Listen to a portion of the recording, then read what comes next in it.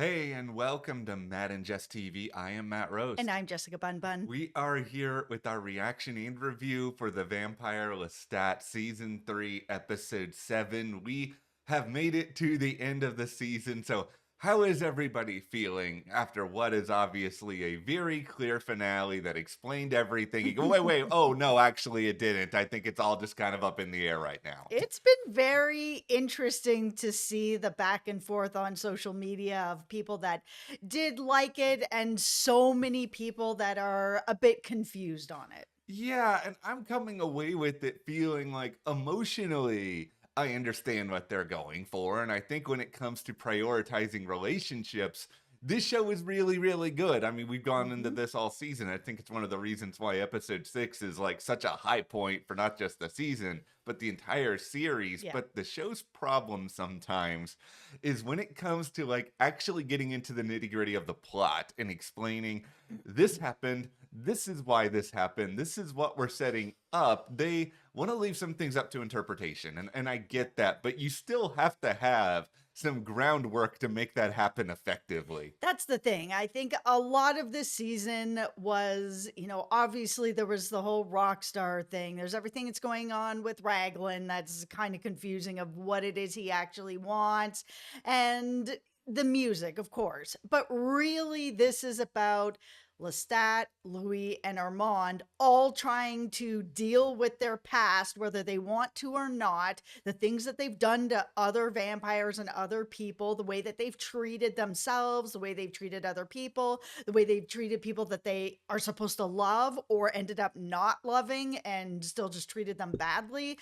Everyone just needed to really look at their past trauma of what's happened to them and what they've done to other people and deal with it. And I think there was a lot of that in the last episode, Mhm. but man, was there a lot of that happening in this episode. There was a lot of that, and I think they did a very, very good job with that. I mean, we will get into understanding why Armand did what he did, trying to figure out Daniel, as difficult a challenge as that is, but then also we'll try to make some sense of those final 5 minutes. I mean, however difficult that may be. But before we get into that, be sure to hit that Mhm. subscribe button for all the Lestat news you can get. Yeah, we really, really appreciate that. And in addition to the Vampire Lestat, we are also covering right now House of the Dragon, Yep. which is over on HBO, and then beyond that, Silo, Mhm. which is on Apple TV. Two really, really great shows. We're really enjoying doing coverage of those. Absolutely. Also, be sure to join our YouTube memberships because over there we have an exclusive Vampire Lestat discussion that Mhm. is all about that big auction that we saw at the start of this season. That auction, which, by the way, we still have no real answers as to what in the world is going Mhm. on there. So, what was the plan for Lestat? Like, what's the truth behind all of that? It's a really fun discussion. We highly Mhm. suggest that you take a look at that. Absolutely. Okay, well, let's now just get into that emotional reckoning that you mentioned a little bit earlier because we were so confused at the end of last season that it was just like, I mean, at the end of last episode, like, is that it? Is Armand and Daniel, have they just taken out like our two main characters? Is there any show left at this point? It was also interesting to find out the motivation because Alex was there. I kind of felt like this was more about stopping the concert from Mhm. happening and that it was stopping the make more. And that wasn't it. It was just pure revenge for Daniel, who is somebody that I've never liked. And I know there's people that really like Daniel. There's other people that don't like Daniel as well. For me, I can't get on board with him. And for Armand, this was really him doing all the steps to be able to get through what he went through as a child, what he's gone through as a vampire, what he's gone through with Louis, what he did to Louis, what Louis did to him, and that it really was a lot of he wanted closure. He wanted to hear Louis actually atone for what he did to Armand. I had so many just feelings myself watching everything with Armand. Because at first it was, how dare you, Armand? Like, you are the worst. You are a terrible person. Why would you do this to somebody who you claim to love? I mean, as the episode went along here, it's like, all right, Armand is an ancient vampire. Like, he's been around forever. he knows that Louis is not going to be immediately gone as a result of all of this. And somewhere in the back of his very, very twisted mind, he seems to think that this was the only way he was going to get the information that he needed from Louis. Listen, love makes you do wild things you never would do if you weren't in love or hurt by love. We've seen this in, of course, cinema, TV, music, life. Like, people just don't act like themselves when their heart is broken. There is nothing like heartbreak. And for Armand, I mean, he was in a relationship with Louis for decades, like so long they were together while he was, harboring the secret of what he did at the theater. He's with Louis, he's looking for real love. He's looking to try to make amends for what he did by loving Louis, anything for Louis. Louis out here being with other people and he's just cleaning it up. He's, killing a bunch of people. Armand's just the cleanup guy. Anything to make Louis just love him. Something that Louis himself finally just kind of admitted that he's not really capable of saying I love you or loving Armand. Like, I think for Armand, like, he just felt that there was no way for him to move forward in a life that is eternal without getting this closure at this point. This wasn't just a thing that just happened, oh, I have a heartbreak for a year or 2 years or even Mhm. 5 years. This is decades of heartbreak following him around. When we saw him in, the beginning of the show, he is broken. I think there's just something truly magnificent about this show and its ability to make you buy in to almost anything when it comes to character motivations. Like, we talked a little Yeah. bit about this in episode 6 as well. Like, I didn't think that Louis was ever going to be able to buy in to what happened with Lestat and his mother. And like, they managed to make that work. They managed to make this work, where at a certain point you're watching Armand talking to Louis's head, separated from the rest of his body, while Regina, who is essentially a fake Claudia, is sitting right there. And I think there's an argument. It's like, okay, what is this show? Have we completely lost the plot? But for the reasons you spelled out, it worked. And I think it worked because Armand is acting out of desperation. He doesn't feel like there's any other way. He is making Louis confront everything all at once, in addition to confronting, like, what little sense of mortality he has left, because this is one of the only ways to make somebody like Louis, who is immortal, feel that.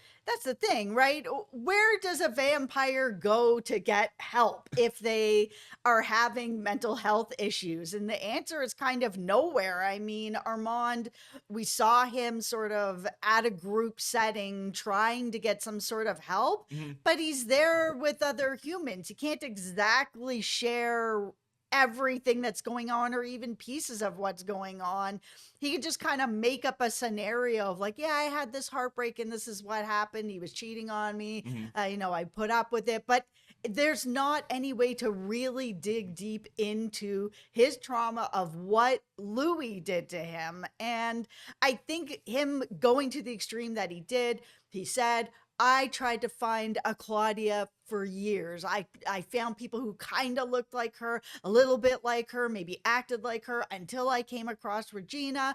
I got in her head. I was able to push her. She's a grifter, so I could get her to that spot, to the spot that she was just taking over and playing you herself. Like, it all worked out beautifully because I just needed to get to you to really kind of break you down so that I could get what I needed. Is Armand a terrible person? Yes. Is he also a sympathetic character? Yes. It's why, as much as I love Louis and he is my favorite character, I really love the Armand character because he is such a broken person. That's the thing. I oddly come to enjoy Armand more and more with every passing episode, even though he is terrible, even though Yes. I never thought going into this episode, I would be like, you know what, Armand, I understand. I just thought I was going to have like pure white hot rage, and we'll get more into that rage in a moment, but like I do come around feeling a lot for him through this. Watching him really push to get that apology or some sort of acknowledgement of what Louis actually did to him, especially after Louis admitted finally for the first time that he actually loved Lestat, that Lestat was the love of his life, something that he hasn't said to Lestat, Hmm. or I don't even know, really admitted to himself. And that just broke Armand because Armand did put a lot into Louis. Was it guilt that he was doing that? Was it love? Was it for selfish reasons? I think all of the columns fill Armand, and that's why Armand is such a fascinating character. But to get to the point where he's like, oh, there's a bunch of people, vampires, whoever, I'm live streaming this that want to watch you apologize for all this stuff and take accountability for all this stuff, that all want to watch you just die, because it felt like Armand was really looking to get his apology, let Louis die, and move on. And that way, everyone watching could also get whatever, satisfaction they Mhm. could get out of it too. But to watch him then go into telepathy and just like turn it off and be like, no, we're just going to talk privately. Man, that conversation, the way that Louis was just actually pouring it out, I was like, is he just telling Armand what Armand wants to hear? Or is he really like, you know what? Looking back at this, I do have to atone for the way that I treated you. You treated me badly, but we've dealt with that. But I treated you really badly as well. And you actually deserve someone who loves you. And that person isn't me. Armand, that performance from Armand, just all over his face. Oh my God, so good. I love how he's able to say a lot without saying anything. Like that is such a Beautifully. real actor's gift, and I think that conversation was great because I think for Louis, it is a little bit of both in a way. Like I think he wants to obviously get out of this situation, and who wouldn't? You don't have a body in this moment, but I think he does really recognize some things about himself. Like Louis is far from perfect. This is one of the reasons why Louis is so incredibly compelling to watch. And I think we're at a spot where I want to believe moving into, potential season 4 here, Armand can move forward, can find something that is truly himself. He is devious, he has schemed, he has done bad things, but I And feel, he still will. yes, I don't think Armand is capable of turning that off, but I still do No. feel like Armand is capable of love because, Louis and Lestat both certainly flawed. They're deserving of love, so why not Armand in that way? Absolutely. I was really glad to see that Armand got what he needed. He got the closure, allowed Louis to be put back together again. Regina's out there, and we just see Armand leave. Where is he in the wind at this point? Okay, I have finally come around to your way of thinking on Daniel Malloy. It has taken me a very long time. I can't stand him. I it's not that I liked him, but there was a long period of time I was like, all right, he is a compelling foil. It's good to have someone there for the back and forth with these vampires. But now coming out of this finale, I think I'm done because I think a lot of it is just this is all petty vengeance for you. Like you're just upset about X, Y, and Z, these things that have happened around your interviews, document. It's just like you're comparing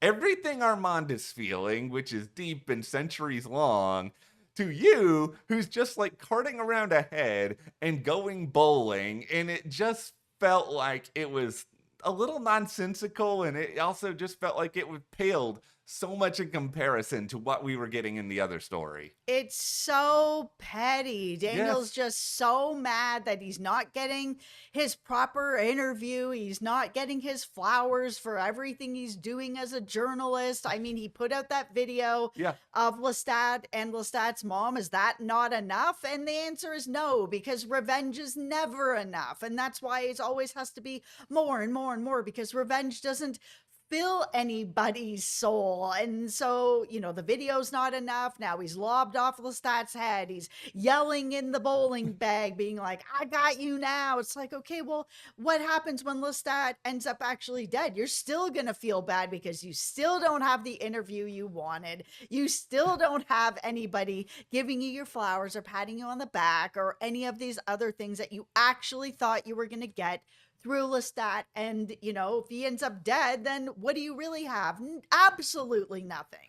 I think the real question I have with Daniel is Daniel capable of any growth? Because that's the thing with Armand. Armand's done bad things, but Armand has shown all season long that he's capable of growth Yeah, and change. And so much of this show is about this emotional progression. Daniel just may be who he is. And he is. if this is who Daniel is, it's just not as interesting of an arc to me anymore. Because what are you going to bring him back to do? Do another interview? Find another way to put him in that role? Because if he's not going to change, we're just going to watch the same thing over and over and over again. I feel like he can't come back for any more interviews. Not with Louis, not with Lestat. They Yeah. will never have him back again. And, he just, ever since they brought up this story about the bag over the head when he was younger to the age that he's at now, he has never changed. This is who he is. He's just not a good guy. And because of that, I'm just sitting there waiting for that little bit of dialogue that Lestat gave, which is basically he had a very short life as a vampire. And I'm waiting to find out why that is, who's going to kill him, and that it's going to be glorious. I I am so out on Daniel. I'm out on him now. I'm sorry it has come to Welcome. it has taken me a long time to get to this point, but Look. I've had my fill. I'm ready for something terrible to happen to you. But since you mentioned that foreshadowing, like we do have to get into the part of this finale now that is frustrating and confusing, which is we had all this foreshadowing all season long. The auction, what happened with Daniel. We get to the final show. Like we have all of these elements, and then the way that the finale is left, there's no answers to really anything. Like, I get you want a cliffhanger. I get you want more seasons. I want there to be more seasons too. But what made the end of season 2 so good was that it felt like we had a measure of closure, but there were also some loose ends and things you could play around with moving forward. There was more to discuss with it because this ending just got kind of confusing because with Lestat's journey without his head, he's facing all of his past trauma, but didn't seem to really get any real resolution with it. It feels like, he faced some of the things that, happened to him. He faced some of the things that he did. We saw him on stage while he was kind of falling down. Everything was kind of, just really falling apart for him. That little final moment with Louis' brothers, just like, oh, I'm really glad that you loved my brother. I don't love the relationship, but I'm glad that my brother was really, truly loved by you. He's having a lot of realizations.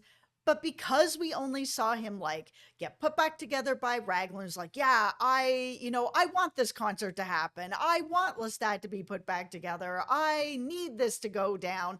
Now all of a sudden Lestat's back on the bus. We don't know what how he really processed any of the things that he saw and felt with all the people that did terrible things to him, that he did terrible things to other people. Is he really going to be able to move forward with it? He, to me, clearly ended up doing this concert because it looks like the whole city is like destroyed by vampires. So where did we actually land with Lestat himself and all the things that he actually faced about himself? Nowhere. He still got pushed into it by Raglan for who knows why. Why is Raglan doing this? It doesn't make any sense. Telemaska's never really made any sense to me in general.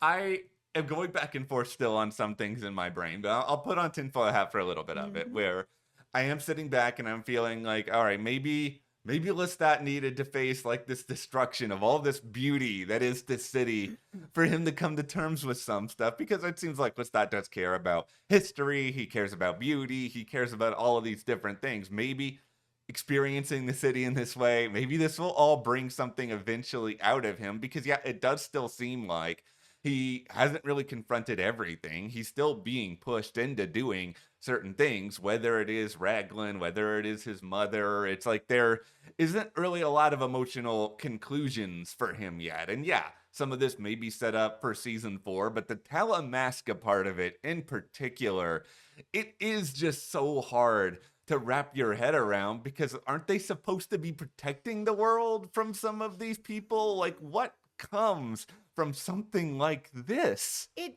doesn't make any sense because they had really set up that the Talamasca was here to try to, observe the supernatural, what's going on, kind of have a handle on it so that, the world can still function with both humans and supernatural. But Raglan coming out and being like, yeah, I want this concert to happen. I need you to make more. Let's get more going so that, we're going to just wipe out humans. Because if there's more vampires than there are humans, eventually their food supply is just going to be gone. There's not going to be enough food to be able to feed everybody. And then what? I don't understand what the actual end goal is. And I think that one thing is what makes a lot of the end of this fall apart, where it is just really hard to decipher this, because like we had talked about this many weeks ago, that it had felt like we were going to be in some sort of story where all of this stuff happens, more and more vampires are spawning out, then we're going to have some sort of involvement with Akasha. But I felt like the Yes. Talamasca, they were going to be the people who tried to put a stop to all of that. That maybe they were worried about Akasha on some level, and they were like, okay, we got to try to prevent something like this from happening. And instead, they've enabled all of this to happen. And, we still don't know what's going on with Akasha in this present storyline. It's all the more weird, though, that this character, who is just like legendary in the Anne Rice lore, is in one episode. It's a flashback, and then that is it. We just never see her again. I legit thought we were going to see her in the finale in some kind of way, Yes. whether it was, at this concert that maybe she was like, maybe it's time to show up for this concert. There's lots of vampires happening. I don't know if she would care about this Mhm. at all. Like, it doesn't seem like she would care a less about any of this that's going on. Yeah. I don't know. We only saw her in a flashback Yeah. for one episode, and that's it. So I've seen lots of people online trying to talk through it to kind of be like, is this what Raglan's after? Maybe he's trying to pull her out, but I'm kind of sitting back being like, would she care about this? Yeah. I don't know, because we haven't had enough information with her. Well, and it's also just like, why would you want to pull her? What good comes for you with Akasha entering the world? This is sort of just like, oh, Yeah, there's aren't you supposed to be controlling what's happening with the supernatural to make sure that everything is still okay? I don't know what's going on. Yeah, it'd be like a scientist being like, you know what, I want to study Godzilla. So I want to bring Godzilla out into the world, even though Godzilla may like stomp on 200 buildings and set some things on fire. It Yeah. just feels like the end goal, it's just not really worth it now, is it? Yeah, I don't know. Eh. I don't know. This finale had a lot of good stuff in it. Yes. The emotional stuff is what this show always does best. These relationships with these three vampires, Armand, of course, included. Yes. But this part of it, I've never really loved the Talamasca stuff in general. And, we know that the Talamasca series just got Yeah. axed anyway. So I don't know how much anyone is really interested in this part of the story.